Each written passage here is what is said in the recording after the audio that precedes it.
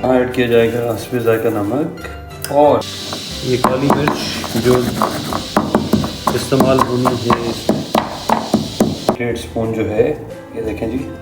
1 गिलास पानी डाल देंगे। के बाद हमने इसको सारे को बहुत अच्छे से मिक्स कर दिया, जैसे आप देख सकते हैं।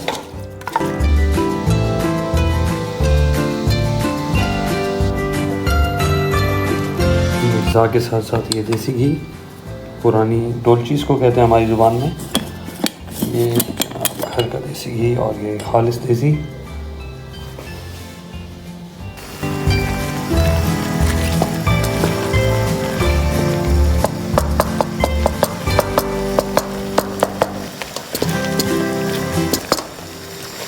ये मक्खन ऐड किया इसमें थोड़ा सा मैंने।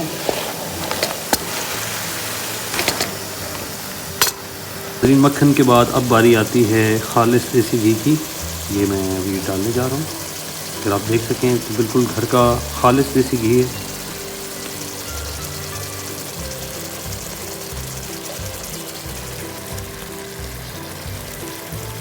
अब घी के बाद आप देख सकते हैं कि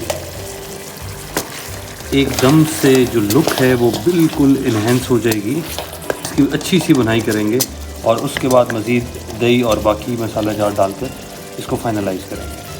बस हम इसमें दही ऐड करेंगे। अगर ये देखें तो इसमें मैंने एक तो मिर्चोला ऐड की थी और उसके बाद इसमें अदरक और हरी मिर्च का इस्तेमाल किया था। बहुत जूसी और बहुत मज़े की लुक आ रही है। बाकी काली मिर्च और बाकी मसाला जात डाले जाएंगे।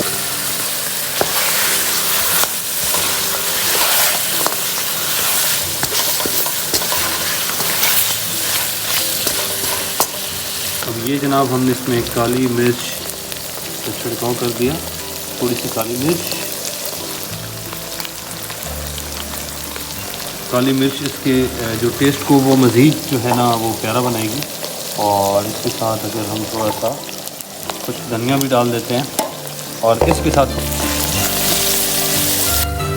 ये फ़ाइनल लुक भी देखें और चैनल चौपाल को लाजमी सब्सक्राइब करें। ऐसी बहुत सारी वीडियोस आपको मिलेंगी और एक पूरा रंग पंजाब का मिलेगा, आपको पाकिस्तान का मिलेगा।